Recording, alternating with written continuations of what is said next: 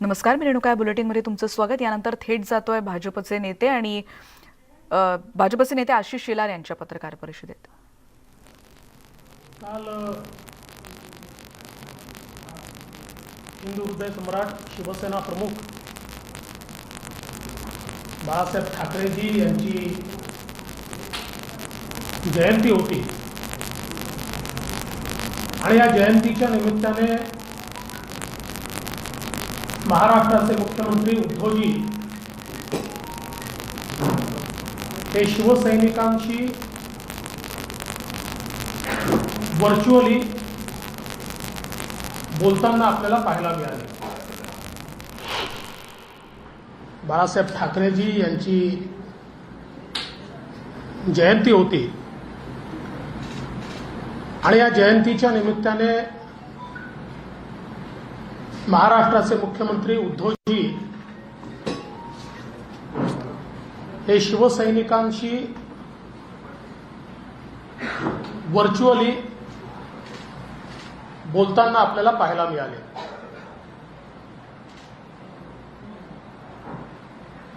सोयीचा इतिहास आणि सिलेक्टिव्ह विसर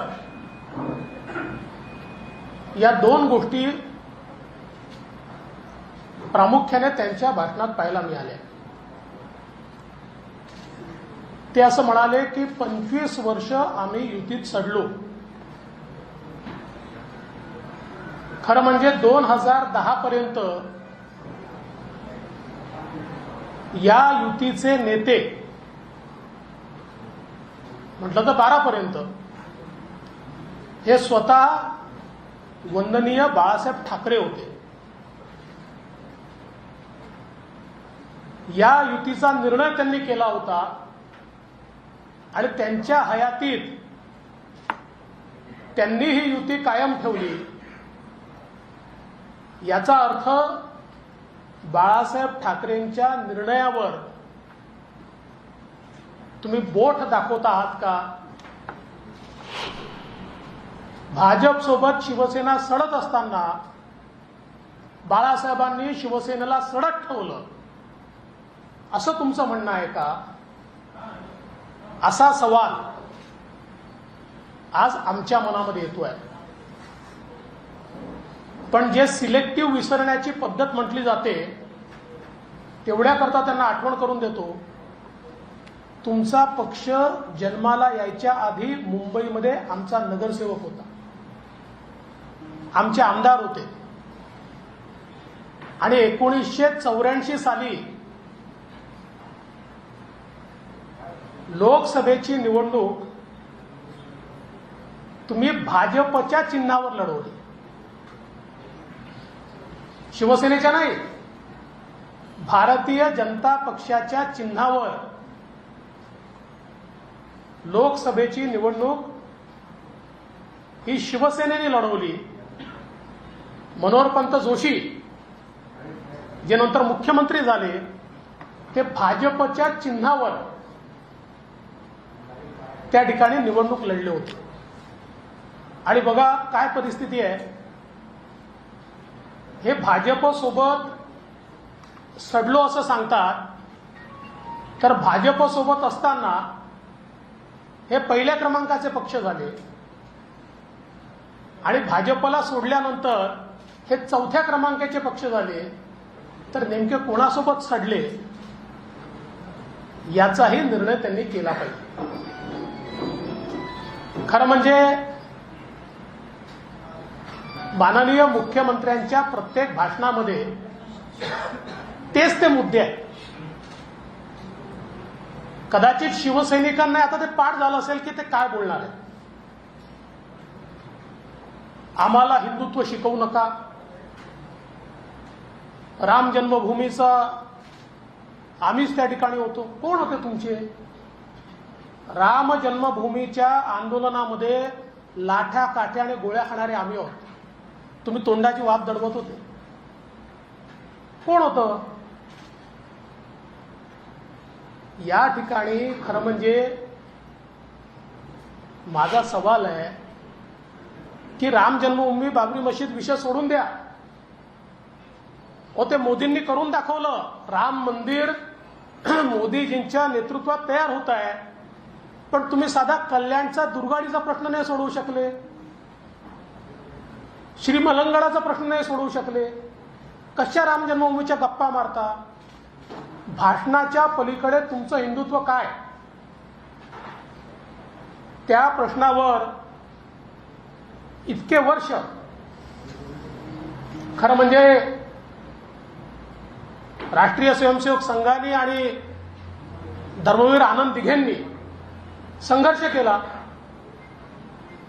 पण जेव्हा तुमचे मुख्यमंत्री होते तेव्हाही तुम्ही सोडवला नाही आणि आजही तुम्ही सोडवला नाही. त्यामुळे तुमचं हिंदुत्व हे कागदावरचं हिंदुत्व आहे, हे भाषणातलं हिंदुत्व आहे. तुम्ही औरंगाबादचं संभाजीनगर करू शकले नाही, तुम्ही उस्मानाबादचं धाराशिव करू शकले नाही. तुमच्याच घोषणा होत्या ना, नाही करू शकले तुम्ही. पण तिकडे अलाहाबादचं प्रयागराज झालं, ते त्यांनी करून दाखवलं आणि तुम्ही बोलत राहिला.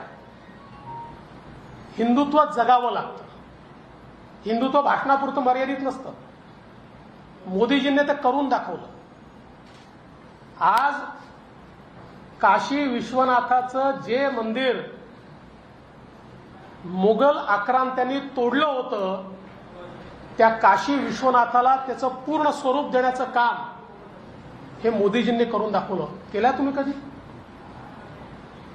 आज प्रयागराजमध्ये हिंदूंच्या आस्थेचा कुंभ ज्या प्रकारे आयोजित करण्यात आला आणि त्याकरता ज्या सोयी तयार करण्यात आल्या, केल्यात तुम्ही कुठे? 370 कलम रद्द करताना तुमची तर भूमिका दुटप्पी होती, दुटप्पी भूमिका होती. कशाच्या हिंदुत्वाच्या गप्पा मारताय? माझी तर त्यांना एवढीच या ठिकाणी निवेदन आहे माझं, व आम्ही तर वंदनीय बाळासाहेब ठाकरेंना अभिवादन अभिमानानं करतो, पण अभिवादन सोडा, त्यांच्याकरता एक ट्विट राहुल गांधी, सोनिया गांधी आणि प्रियंका गांधीकडनं करून दाखवा. याला लाचारी म्हणतात. ज्यावेळी तुम्ही त्यांच्या फोटोंना हार घालता आणि त्यांना मात्र वंदनीय बाळासाहेब ठाकरेंच्या जयंतीच्या निमित्ताने ट्विट करायला लाज वाटते आणि तरी सत्तेकरता त्यांच्या मांडीला मांडी लावून बसता, यापेक्षा मोठी लाचारी काय आहे? त्यामुळे खरं तर हिंदुत्वाच्या गप्पा आणि लाचारीचं बोलणं हे तुमच्या तोंडी शोभतच नाही.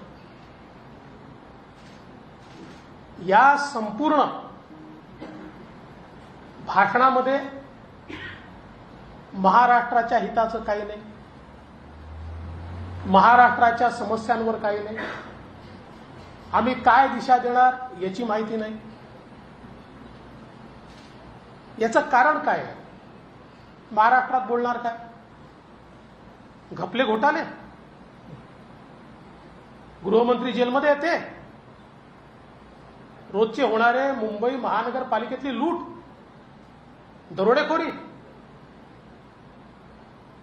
यांना हे माहिती आहे की महाराष्ट्रावर बोलायला लागलो तर आपल्याला तोंड नाही आहे, आणि म्हणून मग अशा प्रकारचे विषय या ठिकाणी आणायचे की ज्याच्यातनं 2-3 दिवस वेगळ्याच प्रकारचे वाद चालू राहतील. पण एक गोष्ट अतिशय स्पष्टपणे मला मांडायची आहे,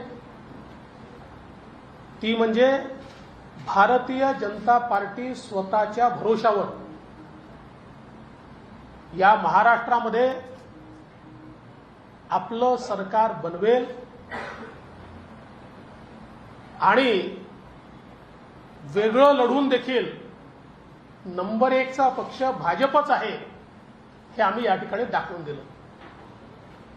काल एक अजून गोष्ट ते असं म्हणाले की बाबरी मशिदीनंतर संपूर्ण देशात शिवसेनेकरता अतिशय अनुकूल लाट होती आणि तेव्हाच जर शिवसेनेने सीमोल्लंघन केलं असतं तर आज दिल्लीमध्ये शिवसेनेचा झेंडा असता. परत सिलेक्टिव्ह मेमरी. 1993च्या निवडणुकीमध्ये शिवसेनेने उत्तर प्रदेशामध्ये 180 उमेदवार लढवले होते. जेव्हा तुमची लाट होती ना, 180 उमेदवार लढवले होते, त्यातल्या 179 लोकांचं डिपॉझिट जप्त झालं होतं. 180 उमेदवार लढवले होते, त्यापैकी 179 लोकांचं 1993 साली डिपॉझिट जप्त झालं होतं. एकाचं वाचलं होतं. 1996 मध्ये 24 उमेदवार लढवले, त्यातल्या 23 लोकांचं डिपॉझिट जप्त झालं. आणि 2002 साली 39 उमेदवार लढवले आणि पूर्ण 39 उमेदवारांचं डिपॉझिट जप्त झालं. त्यामुळे ही जी शिवसेनेची लाट वगैरे जी होती आणि आम्ही भाजपला साथ नाही, तुम्ही लढवल्या पण लोकांनी तुम्हाला नाकारलं. 1993 साली देखील नाकारलं. कारण लोकांना हे माहिती होतं की राम जन्मभूमीच्या आंदोलनामध्ये सक्रियतेने कोणी असेल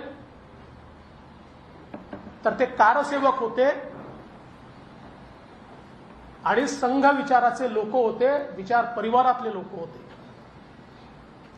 म्हणून मला असं वाटतं की जे सिलेक्टिव्ह मेमरीनं बोलणं मुख्यमंत्र्यांनी बंद केलं पाहिजे आणि महाराष्ट्राच्या गव्हर्नन्सवर थोडा फोकस दिला पाहिजे. महाराष्ट्राची जी अवस्था आज होतीये ती अवस्था यापूर्वी कधी पाहिली नाही. इतकी बेशिस्त आणि इतकं भ्रष्ट सरकार यापूर्वी महाराष्ट्राने कधी अनुभवलं नाही. आणि म्हणून आमची अपेक्षा आहे की ठीक आहे, तुम्हाला 4थ्या क्रमांकावर गेल्याची निराशा असू शकते, पण ती अशा प्रकारे काढू नका, असा आमचा त्यांना सल्ला आहे. कल महाराष्ट्र के मुख्यमंत्री उद्धव ठाकरे जी ने वंदनीय शिवसेना प्रमुख बाळासाहेब ठाकरे जी की जयंती पर जिस प्रकार का वक्तव्य किया है और कहा है कि बीजेपी के साथ शिवसेना 25 साल तक सड़ी, तो मैं सवाल पूछना चाहता हूं कि 2010 तक इस अलायंस के नेता बाळासाहेब ठाकरे जी थे और बाळासाहेब ठाकरे जी ने इस अलायंस को कायम रखा, तो क्या बाळासाहेब ठाकरे जी के कारण शिवसेना सड़ी? इतना ही नहीं, तो मैं उनको याद दिलाना चाहता हूं क्योंकि सिलेक्टिव मेमोरी है. उनकी पार्टी का जब जन्म भी नहीं हुआ था उससे पहले मुंबई में बीजेपी का कॉर्पोरेटर था. बीजेपी में विधायक चुनकर आए और इतना ही नहीं, तो 1984 में शिवसेना के सांसद के उम्मीदवार, लोकसभा के उम्मीदवार बीजेपी के चुनाव चिन्ह पर चुनाव लड़े. तो अब कौन किसकी गोद में बैठा ये उनको याद दिलाने की आवश्यकता है. और एक और चीज मैं याद दिलाना चाहता हूं, जब तक हमारे साथ वो थे तब तक पहले नंबर के या दूसरे नंबर के पार्टी हुआ करते थे और हमारा साथ छोड़ने के बाद चौथे नंबर पर चले गए, तो कौन किसके साथ सड़ा ये उनको याद करना चाहिए. और जो हिंदुत्व की बात वो कहते हैं और कहते हैं राम मंदिर के आंदोलन को हमने किया, आप कहां थे? अरे लाठी गोली खाने वाले हम लोग हैं. हम आप तो सिर्फ भाषण दे रहे थे। कौन से आंदोलन में आप थे? आप कहीं नहीं थे। अरे वो राम जन्मभूमि का आंदोलन छोड़ दीजिए, हमारे कल्याण में दुर्गाड़ी या श्री मलंगगढ़ का भी प्रश्न अभी तक आप छुड़ा नहीं पाए। क्या राम जन्मभूमि की बात करते रहे? मोदी जी ने छुड़ाकर दिखाया। आज राम जन्मभूमि पर प्रभु श्री राम जी का मंदिर बन रहा है। हिंदुत्व ये केवल बातों से नहीं होता। काशी विश्वनाथ में मुगलों ने काशी विश्वनाथ का जो स्वरूप बिगाड़ा था उसको पुनर्स्थापित करने का काम मोदी जी के राज में हुआ है। हिंदुत्व की बात करनी है तो इसकी ओर देखना पड़ेगा। तुम औरंगाबाद को संभाजीनगर करते करते थक गए, 20 साल निकल गए, नहीं कर पाए। उस्मानाबाद को धाराशिव करते करते समय निकल गया, नहीं कर पाए। पर वहां पर इलाहाबाद का प्रयागराज हो गया और तुम भाषण करते रहे। और इन्होंने कहा कि 1992 के बाद शिवसेना की लहर थी और अगर शिवसेना देश में चुनाव लड़ती तो शायद देश पर शिवसेना का राज होता। उनकी सिलेक्टिव मेमोरी को मैं फिर एक बार बताना चाहता हूं कि आप चुनाव लड़े 1993 में, 1993 में आप उत्तर प्रदेश का चुनाव लड़े। उत्तर प्रदेश में करीब 180 सीटें आप लड़े, उसमें से 179 सीटों पर आपका डिपॉजिट जब्त हुआ। उसके बाद 1996 में, 1996 में आप 24 जगह लड़े, उसमें से 23 जगह पर आपका डिपॉजिट जब्त हुआ। और 2002 में 39 में से 39 जगह पर आपका डिपॉजिट जब्त हुआ। तो ये जरा अपनी मेमोरी को थोड़ा शार्पन कीजिए। और मैं केवल उनको इतना ही चैलेंज देता हूं। अरे वंदनीय बाला साहब ठाकरे जी के जन्म जयंती पर हम तो सिर ऊंचा करके उनका अभिवादन करते हैं, लेकिन जिनके साथ आप बैठे हो उस कांग्रेस के सोनिया जी, प्रियंका जी, राहुल जी की ओर से एक ट्वीट तो करके दिखाइए बाला साहब ठाकरे जी के लिए। एक ट्वीट, बाकी छोड़ दीजिए, एक ट्वीट तो करके दिखाइए। अरे कितने लाचार हैं आप, जिनको वंदनीय शिवसेना प्रमुख जी के जन्मदिन पर जन्मदिन का अभिवादन करने में भी शर्म आती है। ऐसे लोगों के साथ बैठकर आप हमको ज्ञान क्यों बांट रहे हैं? कुल मिलाकर कल जिस प्रकार का भाषण मुख्यमंत्री जी ने दिया है, मुझे ऐसा लगता है कि कहीं ना कहीं मुख्यमंत्री जी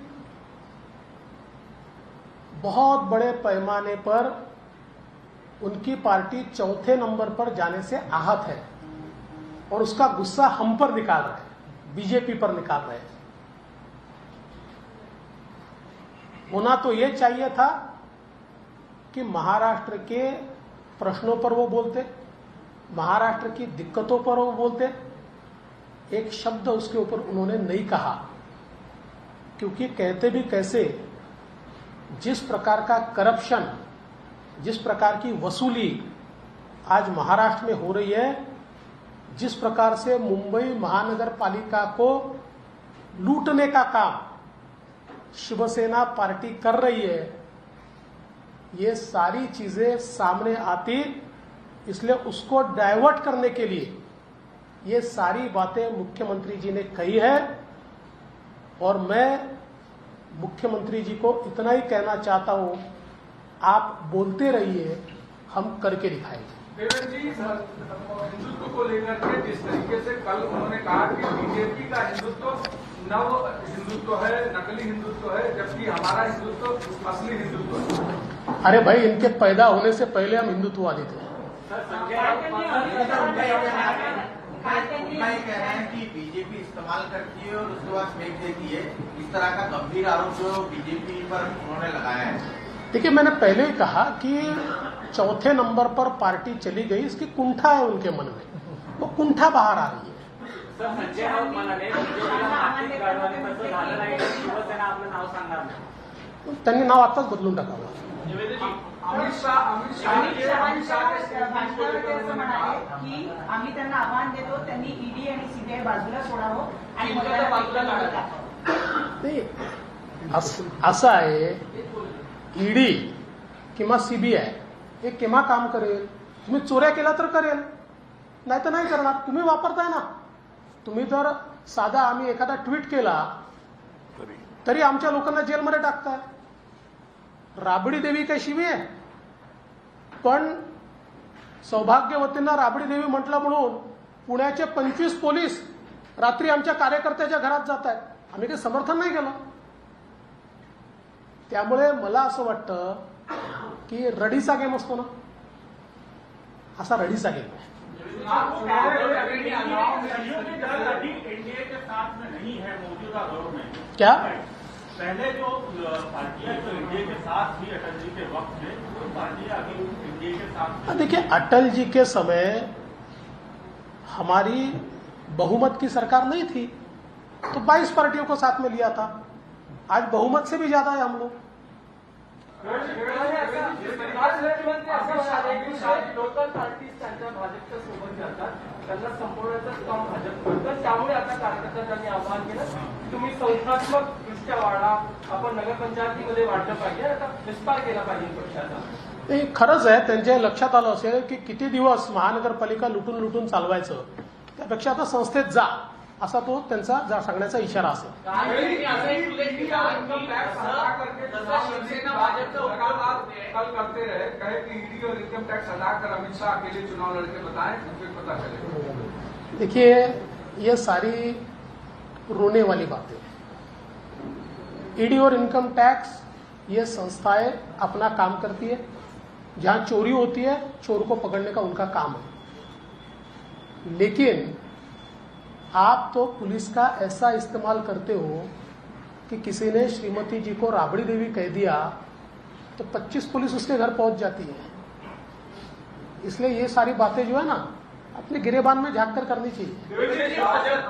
शिवसेनेच्या म्हणजे शिवसेनेला भाजपचा फायदा झाला आणि त्यामुळे शिवसेनेचे उमेदवार जिंकून आले, असं जे भाजप वारंवार म्हणतंय.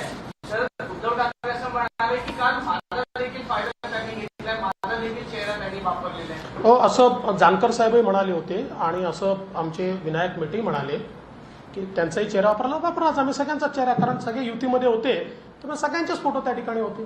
देवेंद्र जी, सवाल आपसे ये है कि बहुत सी चीजें अभी आपने क्रिटिसाइज की उद्धव ठाकरे के भाषण को लेकर, लेकिन कहीं ना कहीं उन्होंने आपकी सराहना भी की थी. उन्होंने ये स्पष्ट रूप से कहा था कि जिस प्रकार से हमारे अलायंस पार्टनर और अपोजिशन सीरियसली चुनाव लड़ते हैं, फिर वो बैंक का हो या किसी नगर पालिका का हो, हमें भी उसी सीरियसनेस से चुनाव लड़ना चाहिए. इसको हम कैसे देखते हैं? एक. और दूसरा, कहीं ना कहीं उन्होंने कल अपने भाषण में ये भी कहा कि उन्होंने भी इतने सीरियसली चुनाव में ध्यान नहीं दिया था. हारने के बाद आदमी ऐसे ही कहता है, दूसरा क्या कहेगा कि हमने बहुत सीरियसली ध्यान दिया इसलिए हम हार गए? तो ऐसे ही कहेंगे हमने सीरियसली नहीं दिया. सत्ता का दुरुपयोग और पैसे का दुरुपयोग जितना शिवसेना ने किया है और ये तीनों पार्टियों ने किया है, मुझे तो चिंता इस बात की है कि महाराष्ट्र की राजनीति कहां जा रही है. ये चुनाव में हमने देखा है, जिस प्रकार से सत्ता और पैसे का उपयोग महाराष्ट्र में शुरू हुआ है, मुझे लगता नहीं है कि महाराष्ट्र की राजनीति सही दिशा में जाएगी. अरे संजय राऊत, मी बोललो त्याच्यावर, म्हणून तर मी म्हटलं संजय राऊतांना नवीन नाव घ्यायला सांगून द्या आताच, लगेच सांगा.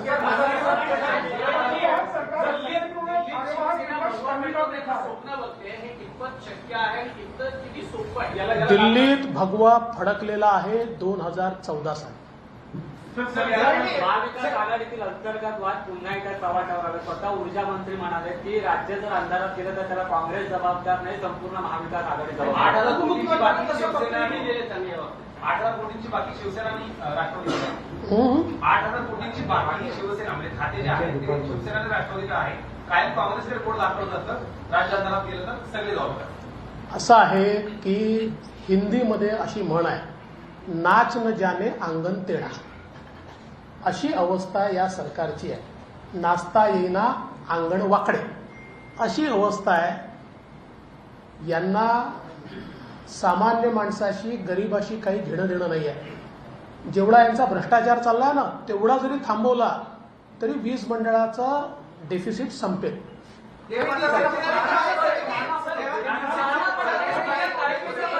असं आहे की असं आहे, मला असं वाटतं की नाना पटोलेंच्या डोक्यावर परिणाम झालाय. विशेषतः नागपूरमध्ये त्यांनी भाजपमधनं उमेदवार घेऊन त्या उमेदवाराची अवस्था काय झाली आपण बघितली. भंडारा गोंदियाच्या निवडणुकीत त्यांचे काय अवस्था झाली आपण बघितलं. त्यामुळे कुठेतरी त्यांच्या डोक्यावर परिणाम झाला आहे. त्यांच्या पक्षाच्या नेतृत्वाला मी विनंती करेन, युवा नेते आहेत, त्यांना कुठल्या तरी चांगल्या डॉक्टरला दाखवा. देखिए, नाना पटोले जी के दिमाग पर असर हुआ है. विशेष रूप से नागपुर की चुनाव हारने के बाद, भंडारा गोंदिया का चुनाव हारने के बाद वो बहकी बहकी बातें कर रहे हैं. मैं उनके नेतृत्व को कहूंगा, युवा नेता है, किसी अच्छे डॉक्टर को दिखाइए, इनके दिमाग का इलाज करवाइए.